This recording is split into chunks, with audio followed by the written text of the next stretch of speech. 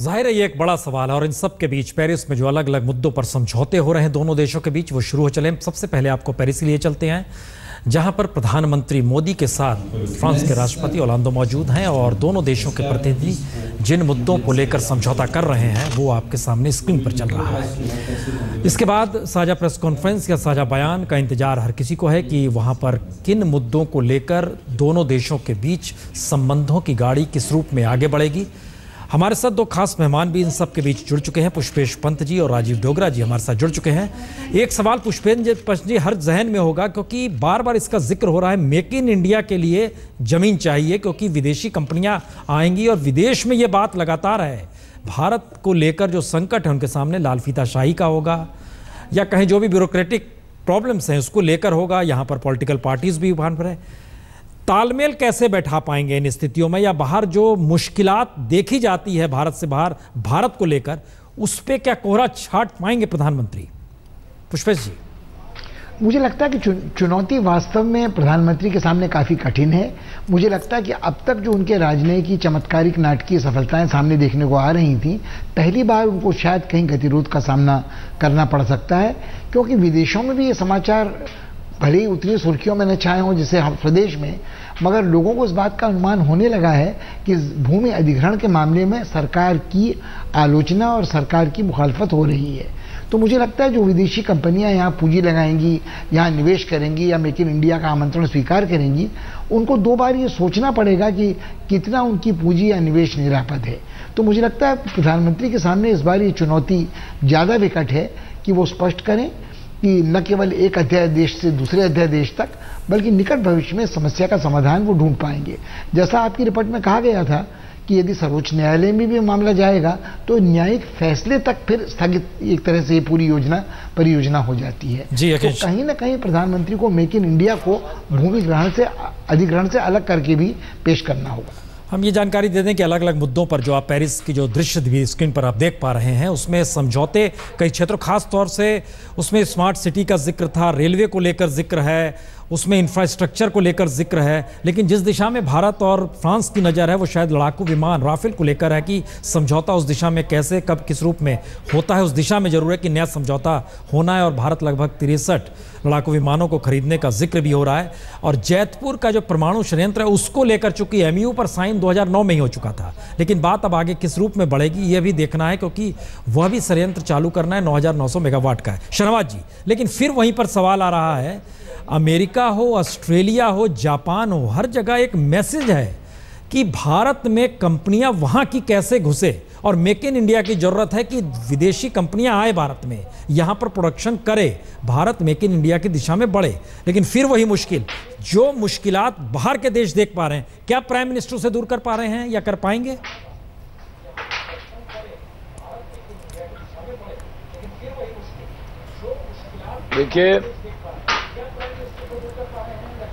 देखिए prime minister साहब ने दोनों चीज में तालमेल बैठाया है। जहां तक ये कंसेप्ट है कि किसानों के बीच में जो एक माहौल खड़ा कर दिया गया विपक्ष के जरिए कि सरकार कोई जमीन छीन रही है, सरकार ने साफ तौर पे कहा हम किसानों की जमीन छीन नहीं रहे हैं और हमने किसानों के अंदर काफी पैठ बना ली है, हमने उनको समझाने में काफी कामयाबी पा ली है।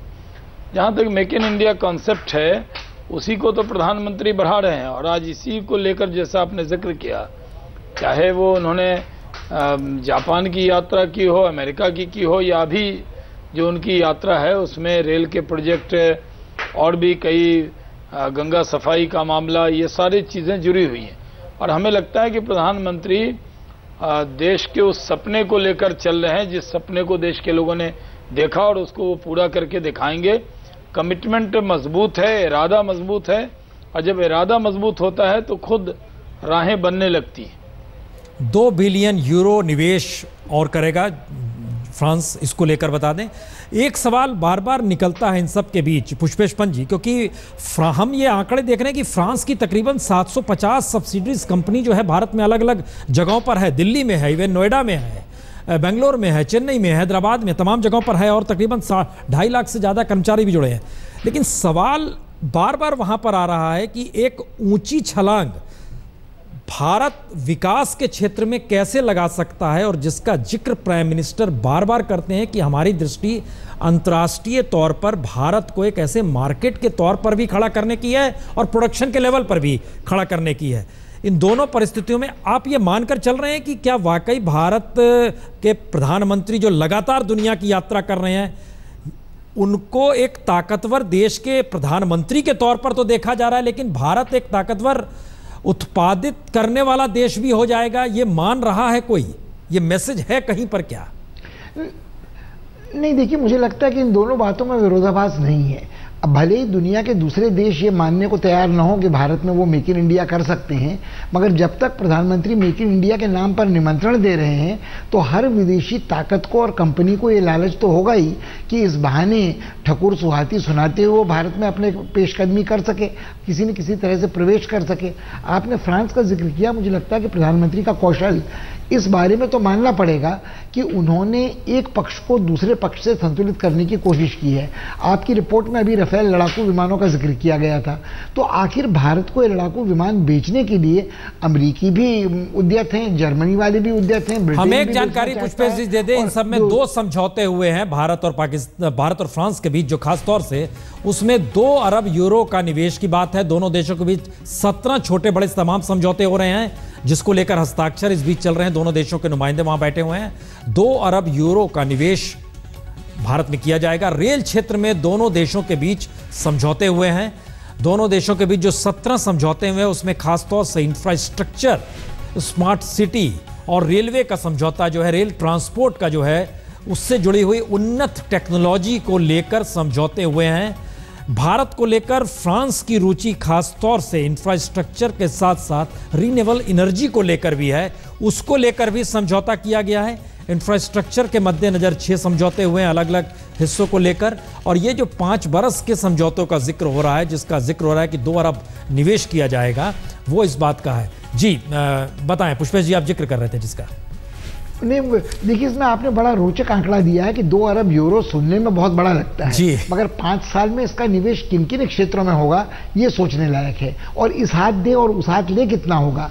जो 2 अरब यूरो का निवेश होगा उसमें से कितना अरब यूरो के बराबर राशि उन राफेल विमानों में यदि वो खरीद होती है या परमाणविक ऊर्जा पर समझौता होता है उन संयंत्रों पर होगी। और जो रोचक बात देखने लायक है प्रधानमंत्री के कौशल की राजनयिक, कि यही ऊर्जा सुपर पावर कनाडा माना जाता है। इसी दौरे में कनाडा शामिल है, जिसका जिक्र शायद हम आने वाले दिनों में करेंगे। तो क्या प्रधानमंत्री की कोशिश ये नहीं है कि फ्रांस वालों को भारत के पक्ष में इस तरह का समझौता कुछ करना पड़े, सौदा करना पड़े, ताकि ये सौदा उनके हाथ से निकलकर कनाडा के पास न चला जाए ऊर्जा वाला? या ये सारी परिष्कृत G7 के सदस्य हैं तीनों देश, जर्मनी, फ्रांस और कनाडा। तो प्रधानमंत्री बड़े कौशल से, कुछ दिन पहले उनको एक बाधा का सामना करना पड़ा था जब ब्रसेल्स में इटालियन मरीन्स के मामले को लेकर यूरोपीय समुदाय ने कुछ नोकझोंक टीका टिप्पणी की थी। तो वो ये दिखाना चाहते हैं कि यूरोपीय समुदाय अपनी जगह पर, मानवाधिकारों का मुद्दा अपनी जगह पर, मगर जहाँ तक तिजारत का सवाल है, जर्मनी फ्रांस के हित शायद यूरोपीय समुदाय के सामूहिक हित से इतर हैं, और दोनों ही बड़े राष्ट्र भारत से अपना हित साधेंगे। और कौन किन क्षेत्रों में निवेश होगा 2 अरब यूरो का, ये भी सोचना है। कि आपने अमेरिकी फ्रांसीसी कंपनियों का जिक्र किया, उनमें से रासायनिक कंपनियां कौन होंगी, औषधि कंपनियां कौन होंगी, लाइफस्टाइल कंपनियां कौन होंगी, और आधारभूत ढांचे से जुड़ी कंपनियां कौन कौन सी होंगी। तो ये बड़ा कुतूहल का विषय है कि जब ब्यौरा आएगा इन सौदों का, समझौतों का, तो लगभग चीन और जापान वाली बात भी हो सकती है कि बड़ा एक आंकड़ा हमारे सामने आ जाया है, मगर आने वाले दिनों में 5 साल में ये समझौते के आंकड़े पुष्पेश जी लगातार आ रहे हैं। हमारे साथ चूंकि राजीव डोगरा भी जुड़ गए। राजीव डोगरा जी, इस पे एक ब्रेक पर जाने से पहले एक जानकारी चाहेंगे, क्योंकि 2 मुद्दों पर अभी सामने चीज नहीं है। एक तो राफेल सौदा जो विमान का था, और दूसरा परमाणु संयंत्र पर समझौता जो कि अरेबा कंपनी के साथ होना है परमाणु संयंत्र को लेकर। लेकिन बावजूद इसके जो समझौते हो रहे हैं, क्या ये एक नई दिशा है समझौतों को लेकर दोनों देशों के रिश्ते में? देखिए, किसी भी प्रधानमंत्री के दौरे में, किसी भी हाई लेवल विजिट में समझौते तो होते हैं, तो उसमें कोई ऐसे अचंभे वाली बात नहीं है। जो हाई स्पीड ट्रेन वाला बात आपने की, वो जापान के साथ भी समझौता हुआ, चीन के साथ भी समझौता हुआ, पर उसके बाद कितना आगे बढ़े वो देखने वाली बात है। और जहाँ तक निवेश का सवाल है, मैं एक और आंकड़ा आपको देता हूँ कि हमने और फ्रांस ने काफी साल पहले सोचा था कि हम अपनी ट्रेड $20 बिलियन तक यूरो तक ले जाएंगे, और आज की स्थिति ये है कि वो अभी सिर्फ 7 बिलियन यूरो पर जी, है, बिल्कुल। और जर्मनी की 15 बिलियन यूरो पे है। तो मतलब समझौते जितने मर्जी आप कर लें, पर जब तक ग्राउंड में वो एक्शन नहीं होगा उसमें कोई ज्यादा वो पीठ थापने वाली बात नहीं होगी। नहीं, ये आप ये सब कहने के बावजूद भी मैं ये कहूंगा कि ये जरूर, हम उन आंकड़ों को भी देख रहे थे 2013। सराहनीय बात है कि प्रधानमंत्री हर जगह